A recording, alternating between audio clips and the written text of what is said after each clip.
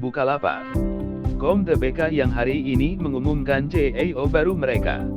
Sebelumnya memang CEO dari Bukalapak adalah Rahmat Kaimuddin. Kini, beliau harus menyerahkan posisinya kepada nahkoda yang baru, yaitu Willis Halim. Tentu saja, Willis memiliki kemampuan bagus dalam memimpin perusahaan. Hal tersebut diputuskan dan diumumkan secara langsung dalam rapat umum pemegang saham luar biasa. Willis Halim mulai hari ini sudah sah menjadi direktur utama dari salah satu perusahaan startup besar Indonesia. Alasan Rahmat digantikan posisinya sebagai CEO.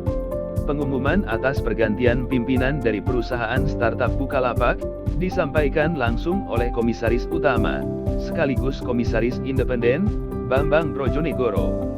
Ia mengatakan memang benar, Rahmat Kaimuddin digantikan oleh Willis. Mulai sekarang, pemimpin dari Bukalapak sahnya adalah Willis. Hal itu dikarenakan Rahmat mengundurkan diri dari posisinya sebagai CEO perusahaan ini. Alasannya, Rahmat kini telah melanjutkan karirnya di pemerintahan. Ia telah merasa nyaman mengabdikan diri di pemerintahan. Jadi, bila fokusnya terbagi menjadi dua, antara pemerintahan dan sebagai CEO perusahaan, itu akan sulit. Di pemerintahan sendiri, Rahmat menjabat sebagai anak buah Menteri Kemaritiman dan Investigasi, Luhut Binsar Panjaitan. Maka dari itu, mantan CEO Bukalapak harus merelakan salah satu jabatannya untuk fokus ke satu bidang saja. Bambang juga memberikan pernyataannya kepada media pada Rabu, 16 Februari 2022 tentang rasa terima kasihnya kepada Rahmat Kaimuddin.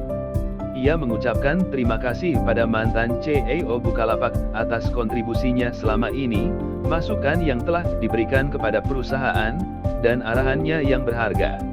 Mereka semua menghargainya karena bisa memajukan perusahaan. Bambang juga menambahkan bahwa mereka optimis dan sangat yakin memilih Willis sebagai CEO Bukalapak yang baru. Willis nantinya akan berusaha meneruskan kepemimpinan Rahmat dengan baik demi perusahaan. Sebenarnya, para pemegang saham sebenarnya tidak langsung menunjuk Willis saat itu juga. Pada rapat besar tersebut, para pemegang saham juga memilih kandidat Victor Lesmana dan juga Howard Ghani. Mereka berdua ditunjuk sebagai kandidat CEO Bukalapak, bukan tanpa alasan.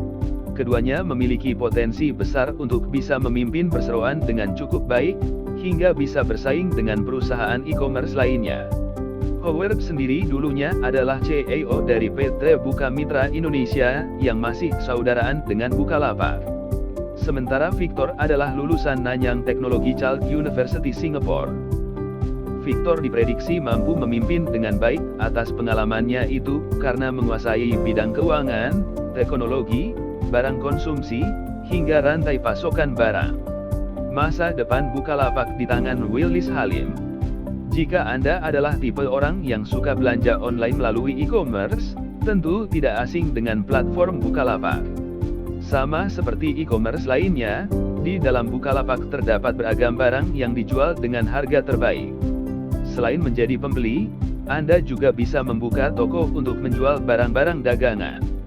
Masa depan perusahaan ini akan semakin bagus pula meski sudah berpindah tangan. Apalagi, sekarang marketplace satu ini telah melebarkan sayapnya ke luar negeri.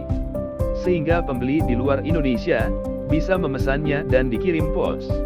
Program ini belum lama diluncurkan dengan nama PM Bukalapak. Jika melihat dari sudut pandang penjual, banyak yang puas dengan keberadaan Bukalapak. Contohnya saja, setiap transaksi akan diberikan fiat baku oleh Bukalapak sendiri. Belum lagi, aplikasinya juga cukup bagus dan user-friendly. Yakinlah bahwa masa depan Bukalapak akan semakin bagus meski CEO-nya diganti. Apalagi Willis Halim bukan orang sembarangan. Ia memiliki banyak pengalaman, sehingga para pemegang saham mau menunjuknya.